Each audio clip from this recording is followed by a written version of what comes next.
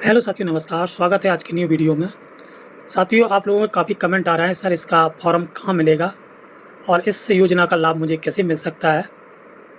जो इन योजना उत्तर प्रदेश सरकार चला रही है, जिसमें गाय दी जा रही है और गाय को हमें 50%, 90%, 75% अनुदान भी दिया जा रहा है।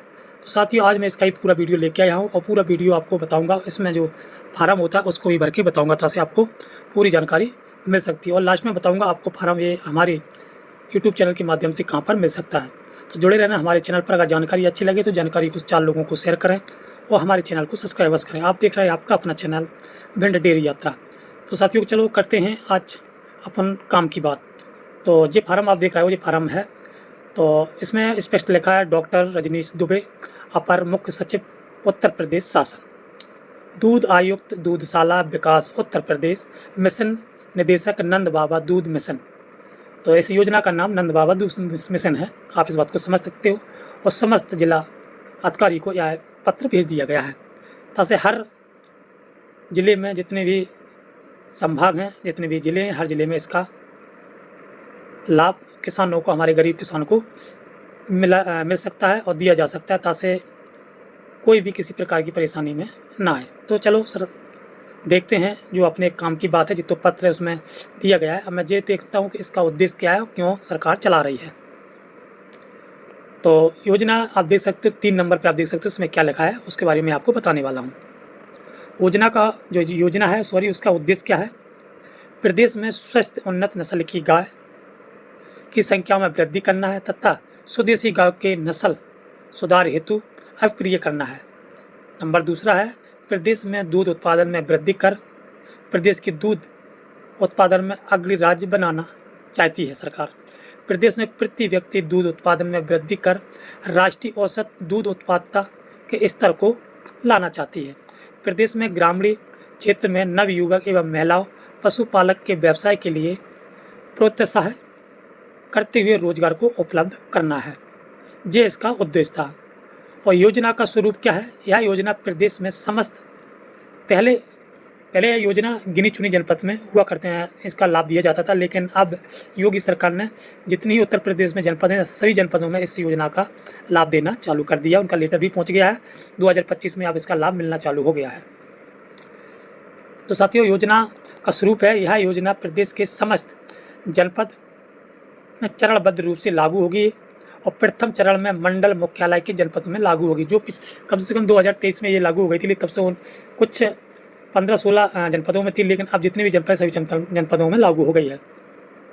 स्वदेशी उन्नति नस्ल की गाय का क्रय खरीदना अनिवार्य रूप से प्रदेश के बाहर से ही किया जाना है। इनका कहना है स्वदेशी उन्नत नस्ल की गाय को जो खरीदना है, प्रदेश के अन्य राज्यों से आपको खरीदना है। मुख्य विकसित अधिकारी द्वारा स्वदेशी उन्नत नस्ल की गाय का बाहर देश के क्रय कर लेना है। एक अनुमति पत्र चयनित लाभार्थियों की निर्गत किया जाएगा, जिससे गाय के परिवहन में किसी भी प्रकार की असुविधा ना हो।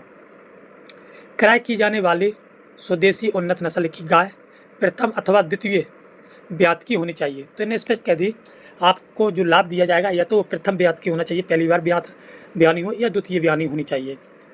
दूसरी है, क्रय की जाने वाली गाय रोग मुक्त, जो आप गाय खरीदोगे वह गाय रोग मुक्त होनी चाहिए, उसमें किसी प्रकार का रोग नहीं होना चाहिए, ये उनकी कंडीशन है। अब बात कर लें गाय की नस्ल के बारे में क्या कह रहे हैं। स्वदेशी उन्नत नस्ल की गाय दुधारू गाय में गिर गाय, साहिवाल गाय, हरियाणा, थारपारकर, ये गाय के उनने नाम बताया। आपको दुधारू गाय खरीदनी है इस योजना के तहत, नंद बाबा योजना के तहत, जिसमें उन्होंने गाय का नाम बताया है। गिर गाय होनी चाहिए, या तो साहिवाल हो, या हरियाणी गाय हो, या थारपारकर इसमें शामिल हैं। इसके अलावा किसी भी प्रकार की कोई गाय का इसमें जिक्र नहीं किया। जो गाय के नाम दिए आप वही गाय खरीद सकते हो, इसमें कोई देसी गाय की बात नहीं की गई है, इस बात का ध्यान दीजिए। क्रय की जाने वाली दुधारू गाय का दैनिक दूध उत्पाद उसकी प्रजाति के मानक औसत दूध उत्पाद के अनुसार ही होने चाहिए। जैसे आपने अगर हरियाणवी गाय खरीद ली है या थारपार गाय खरीद ली है, तो जो थारपार गाय एक दूध देती है उसके मानक औसत के बराबर ही उसका दूध होना चाहिए, कम दूध नहीं होना चाहिए। अगर कम दूध होगा तो मान्य नहीं करेंगे ना, तो आपका फिर लिस्ट में नाम नहीं आएगा। एक दूध उत्पादक पशुपालक अधिकतम 2 गाय की एक पशु इकाई प्रोजेक्ट स्थापित करने हेतु पात्र होगा।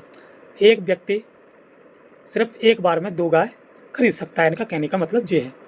यह क्रय की गई समस्त गाय का 3 वर्ष का पशु बीमा एक मुक्त कराया जाएगा। 3 वर्ष के लिए ये गाय रखनी होंगी और 3 वर्ष के लिए ये बीमा मुक्त कराया जाएगा, अनिवार्य होगा। और साथ ही क्रय किए जाने वाले स्थान या राज्य पशु पालक के द्वारा इकाई स्थापना के स्थान पर गाय के लिए लाए जाने हेतु ट्रांज बीमा के करवाया जाएगा। ये बीमा तो गाय के लिए आपको करवाना अनिवार्य होगा। दूसरी बात है, अब मानते हैं इसका अनुदान आपको कैसे मिलेगा, अनुदान के क्या लाभ हैं, ये आपको बताने वाला हूँ। वीडियो पूरा देखें, जानकारी तभी आपको मिल पाएगी, तभी आप लास्ट में फार्म भर के ही बताऊँगा, आप वहाँ से फार्म भर सकते हो, कोई दिक्कत नहीं होने वाली है। और यह वीडियो आप लोगों को शेयर कर सकते हो, आप रिश्तेदार को शेयर कर सकते हो। इस पर इस प्रकार की इन्फॉर्मेशन वीडियो मिल सकती है। और जब आपका लिस्ट में नाम आ जाए तो मुझसे संपर्क करवा लेना, मैं आपको मध्य प्रदेश से इन गाय को आपको दिला सकता हूँ। गाय के क्रय और ब्याज की धनराशि, ये क्या कहा है? गाय के परिवहन पर ब्याज धनराशि आपको लिखना है। पशु ट्रांजिट बीमा की राशि आपको बतानी है। 3 वर्ष के हेतु बीमा ब्याज धनराशि बतानी है। चारा काटने की मशीन के ऊपर कितना आपने खर्च किया है। गाय के रखरखाव के हेतु आपने कितना निर्माण खर्च किया है। उपरोक्त घटकों की सम्मानित प्रति इकाई लागत की मूल्यांकन किया जाएगा। आपको वो जब गाय खरीदे तो आप कहाँ रख रहा है, क्या रख रखाव है उनका, चारा कहाँ से डाल रहा है, कुटी मशीन है कि नहीं, ये चीज़ों को देखा जाएगा। तो ये तो थी गाय के बारे में जानकारी, आप समझ रहे हो। और प्रति गाय का अनुमोदन कितना मिलेगा, आपको गाय के लिए कितने पैसे मिल सकते। इकाई का मतलब होता है एक गाय के लिए। एक इकाई का पर्याप्त प्रति लाभकारी स्वदेशी नस्ल की 2 गाय से ही तथा यूनिट कास्ट लगभग रुपये 2.2 लाख, मतलब 2 लाख रुपए माना गया है। एक गाय का 1 लाख 2 लाख रुपए आपको माना गया है। तो एक गाय का 1 लाख और दोनों गाय के 2 लाख रुपए आपको माना गया है। मध्य प्रदेश से स्वदेशी उन्नत नस्ल की गाय दूध गाय के क्रय परिवहन ट्रांजेक्शन बीमा 3 वर्ष के लिए पशु बीमा, चारा काटने की मशीन तथा गाय के रख रखाव हेतु शेड यानी उनकी बांधने की जगह का निर्माण, व्यय कुल राशि का 40% अधिकतम 80,000 रुपये अनुमान होगा। तो ये तो आपको अलग से होगा, जो रख रखा है उनका अनुमान अलग से होगा। अब आवेदन हेतु पात्र क्या होगी वो भी बता दें, कौन कौन इसको फार्म भर सकता है, कौन नहीं भर सकता, ये वाली जानकारी और देने वाला हूँ। वीडियो पूरा देखें, बड़ा हो सकता है लेकिन आपको सही जानकारी मैं दे रहा हूँ, किसी प्रकार की फर्जी जानकारी नहीं है। आवेदन की पात्रता क्या है? आवेदन उत्तर प्रदेश का निवासी, मूल निवासी होना चाहिए। आवेदक की आयु 18 वर्ष से अधिक होना चाहिए। दूध उत्पादन में पशुपालक के पास पशुओं के रख रखाव हेतु पर्याप्त स्थान एसेट उपलब्ध हो। दूध उत्पादक पशुपालक के पास पहले से 2 से अधिक स्वदेशी नस्ल की गाय, गिर या हरियाणवी थारपारकर गाय, संकर प्रजाति की गाय ना हो। आपके पास किसी प्रकार की इन प्रजातियों की गाय नहीं होनी चाहिए। देसी गाय है तो कोई दिक्कत नहीं है। लाभार्थियों का चयन कैसे होगा वो भी बता देंगे। चयन प्रक्रिया क्या रहेगी? योजना के अंतर्गत 50% महिला दूध उत्पादन, पशुपालन तथा शेष 50% अन्य वर्ग के लाभार्थियों की इसमें भूमिका रहेगी। सर्वप्रथम मिशन निवेदक नंद बाबा दूध मिशन द्वारा प्रदेश के क्षेत्रवार नस्ल की उपयोगिता निर्धारित करते हुए अनुसार प्रत्येक वर्ष जनपदवार लक्षण का निरीक्षण करते हुए डिस्ट्रिक्टवार एग्जीक्यूटिव कमेटी को सूचित किया जाएगा। में प्रकाशित कराया गया है कि जिसके विस्तृत विवरण विभागीय पोर्टल के साथ साथ मिशन के पोर्टल पर भी उपलब्ध रहेगा। विज्ञापन जनपद के मुख्य विकास अधिकारी, मुख्य पशु चिकित्सा अधिकारी, दूधशाला विकास अधिकारी और उप दूध विकास अधिकारी, खंड विकास अधिकारी, खंड पशु चिकित्सा अधिकारी कार्यालय को नोटिस बोर्ड पर इसकी चयन की जो चयन होंगे उनको चिपका दिया जाएगा। इसका व्यापार प्रचार किया जाएगा। योजना के अंतर्गत समस्त आवेदक निवेदन संलग्न करना होगा। नंद बाबा दूध उत्पादन जी तमाम इसकी जानकारी लिखी हुई। आवेदन इस प्रकार से आप कर सकते हो। आवेदन के आपके पास क्या क्या होना जरूरी है यही बता देता हूँ। आपके पास आधार कार्ड की छायाप्रति होनी जरूरी है और इसमें इस नोटिस पे एक नोटिस होना, शपथ बनवा लेना। शपथ पे आपको पहले से ही 2 से अधिक स्वदेशी गाय नहीं है उसकी भी जानकारी आपको इसमें नस्ल की देना चाहिए, कौन सी प्रजाति की गाय है, ये भी आपको आप पढ़ लेना होना चाहिए। और ये तमाम जानकारी इसमें दी गई है।